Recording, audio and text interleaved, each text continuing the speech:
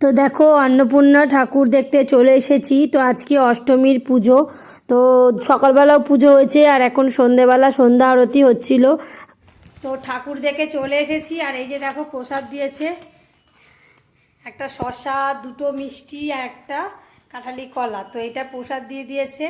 তো যেহেতু পুজোটা সকালেও হয়েছিল, তো কাটা ফল তো দেবে না, তো সেই জন্য এই যে গোটা ফল দিয়েছে। আর এখন তো দেখলে সন্ধ্যা আরতি ওগুলো হচ্ছে, আর কালকে নবমী পড়ে যাচ্ছে, তো কালকেও সকালবেলাও পুজো হবে। আমাদের 10টার সময় যেতে বললো পুজোতে।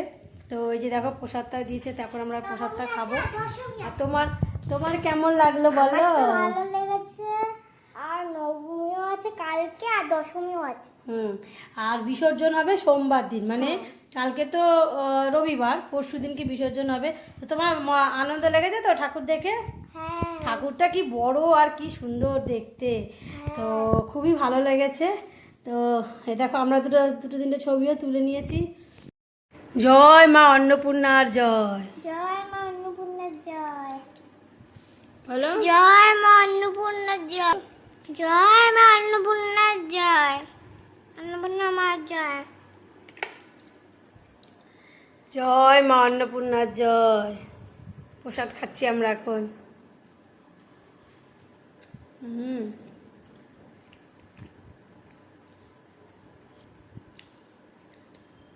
এই ভিডিওটি যদি ভালো লাগে লাইক শেয়ার কমেন্ট করবে, সাবস্ক্রাইব করবে, অল বাটনে ক্লিক করবে, পাশে থাকবে সব নোটিফিকেশন হয়ে যাবে। আর অবশ্যই কিন্তু লাইক শেয়ারটা করতে হবে, না হলে কিন্তু তোমার একটাও করবো না।